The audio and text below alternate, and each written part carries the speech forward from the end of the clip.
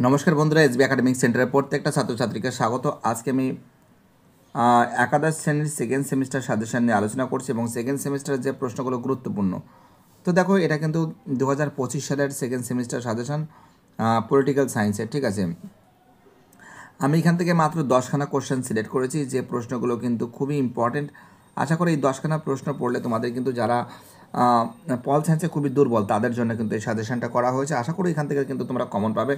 এটা আমি বলতে পারি মোস্ট ইম্পর্টেন্ট, মোস্ট ভাইটাল। এত শর্টকাট সাজেশন কেউ দেবে না, এটা তোমাদের আমি গ্যারান্টিতে বলতে পারি। যা বলবো তাই আসবে। তো দেখো, মোস্ট 10খানা কোশ্চেন সিলেক্ট করেছি সেকেন্ড সেমিস্টারের জন্য। ক্লাস 11-এর প্রথম প্রশ্ন, সাম্য ও ন্যায়ের স্বাধীনতার মধ্যে পারস্পরিক সম্পর্ক আলোচনা করো। সাম্য, ন্যায় ও স্বাধীনতা, মাঝে মাঝে সাম্য ন্যায় দেয় বা সাম্য স্বাধীনতা দেয়, ঠিক আছে। এই কোশ্চেনটা ভালো করে পড়বে, সিলেক্ট করেছি। 2 দাগের প্রশ্ন, আইনের উৎস প্রকৃতি লেখো। আইনের উৎস এবং প্রকৃতি লেখো। 3 দাগের প্রশ্ন, জাতীয় জনসমাজ কাকে বলে, এর উপাদান লেখো। জাতীয় জনসমাজ কাকে বলে, এর উপাদান লেখো। 4 দাগের প্রশ্ন, জাতির আত্মনিয়ন্ত্রণের অধিকার বলতে কী বোঝে, এর পক্ষে বিপক্ষে যুক্তি দাও। জাতির আত্মনিয়ন্ত্রণের অধিকার বলতে কী বোঝে, এর পক্ষে বিপক্ষে যুক্তি দাও। 5 দাগের প্রশ্ন, জাতীয়তাবাদ সম্পর্কে রবীন্দ্রনাথ ঠাকুরের ধ্যান ধারণা লেখো। খুব ইম্পর্টেন্ট প্রশ্ন।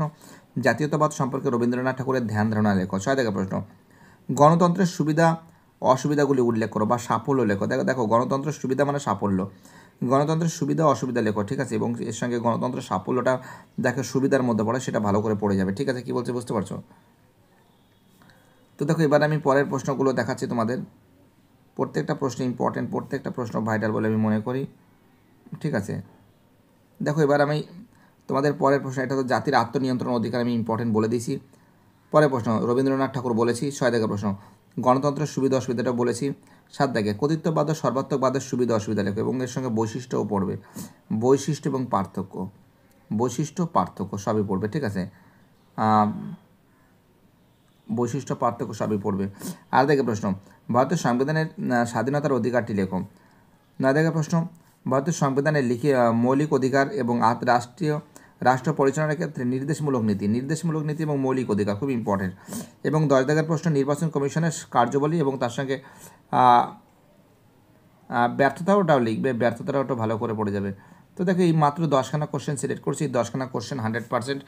যারা পড়াশোনায় খুবই দুর্বল, যারা কোনো কিছুই পারে না, যারা কোনো কিছু পড়েনি, তাদের জন্য মাত্র এই 10খানা কোশ্চেন ইম্পর্টেন্ট বলে আমি সিলেক্ট করেছি, ঠিক আছে। এগুলো কিন্তু তোমাদের কিন্তু বেশিরভাগ ক্ষেত্রে 6 নম্বরও আসতে পারে, 4 নম্বরে আসতে পারে, ঠিক আছে। কী বলছি বুঝতে পারছো? ভিডিওটি দেখার জন্য এসবি একাডেমিক সেন্টারের তরফ থেকে প্রত্যেকটা ছাত্রছাত্রীকে জানাই অসংখ্য ধন্যবাদ। সুস্থ থাকো, ভালো থাকো, চ্যানেলের সঙ্গে যুক্ত থাকো, এটাই আমার একান্ত অনুরোধ তোমাদের কাছে। বাইটারা ভালো থাকো সবাই।